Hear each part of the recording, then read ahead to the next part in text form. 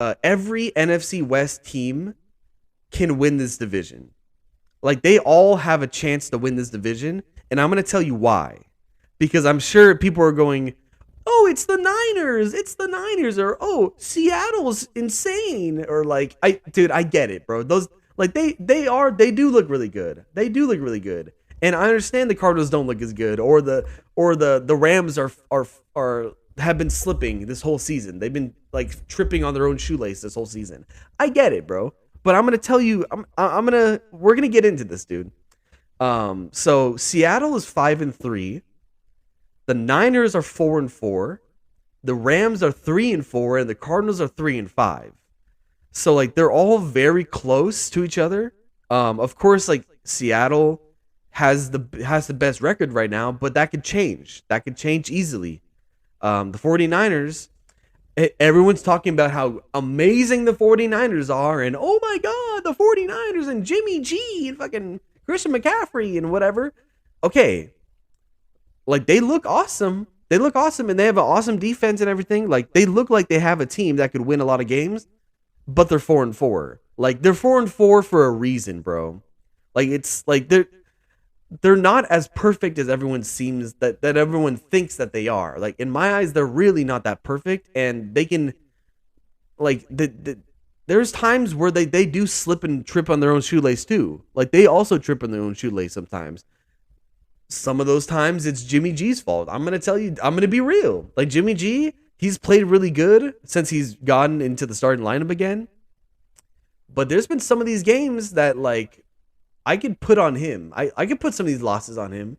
I could be like, Jimmy G, like maybe don't throw that interception at the end of the game. You know, like maybe like try to throw any other pass that's not just over the middle. You know, like maybe try to throw outside for once, or try to throw a pass that's not that's farther than 5 yards from this line of scrimmage. Like, how about try that? You know, like some of these losses are on Jimmy G, bro. Like I'm telling you, dude. Like he's getting by, but like it's not like amazing. It's not like amazing from him. Like I will say in this last game, he had a couple great throws, and I was like, okay, like he's doing good. But it was really Christian McCaffrey.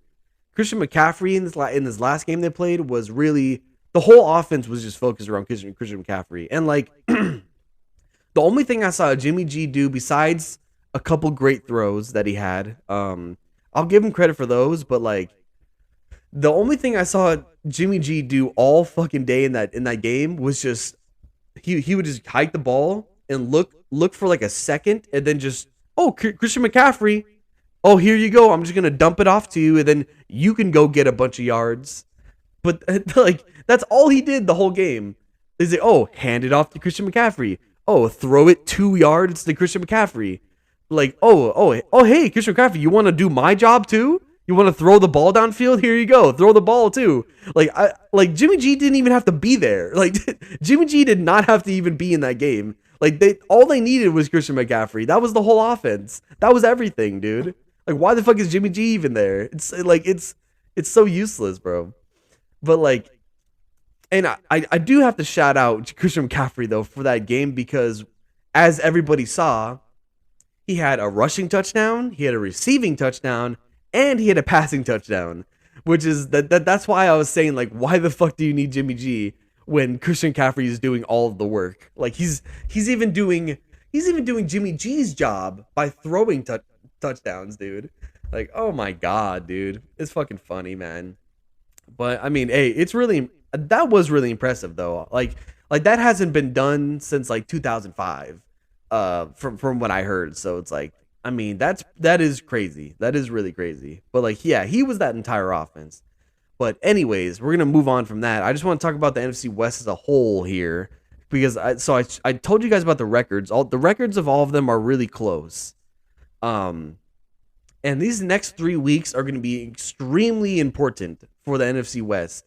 These next 3 weeks on the schedule, if you look at the schedule, for example, I'm gonna take the Cardinals schedule, because it really demonstrates what's going on here. So the Cardinals, the next game they play is Seattle in their own division, and then the Cardinals, the week after that they play the Rams, And then the week after that, they play the Niners. So you see where I'm going with this, right?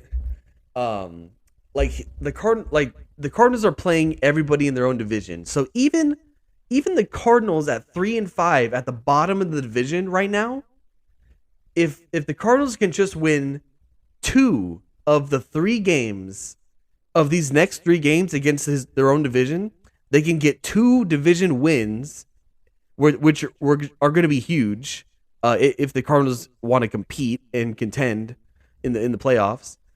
Those division wins are going to be huge, but if they could just win 2 out of the 3 next games against their own division, they could be fighting for the top spot of the NFC West, fighting for the top spot with Seattle, and even the Niners if they rip off a couple wins here. So it's like really any of these teams. That's what I'm trying to demonstrate. Any of these teams have a chance.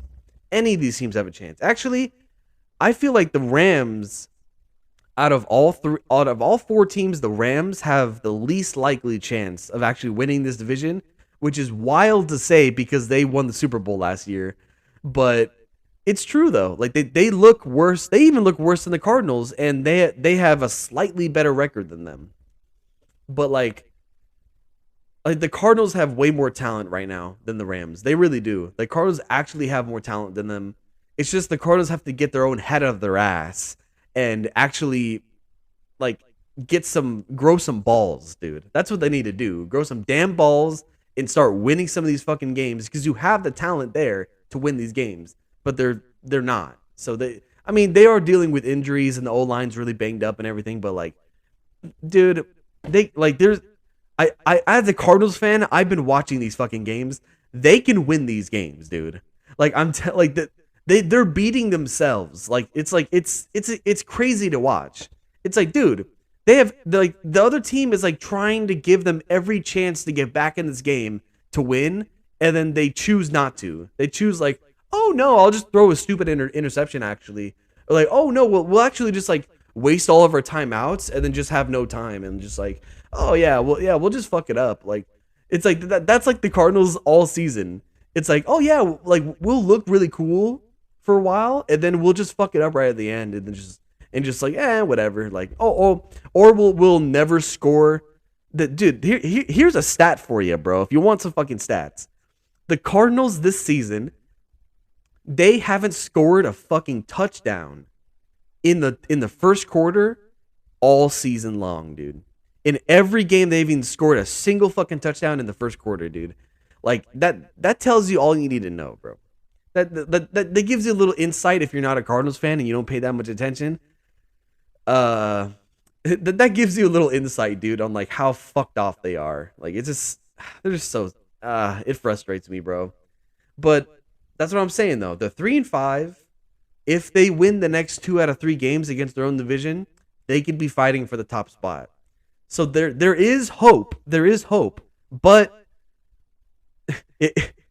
come back in 3 weeks and see what my opinion is on the fucking Cardinals then, because I'm sure it's not going to be great. Because like I can already see they're going to be letting me down. They're going to let me down, dude.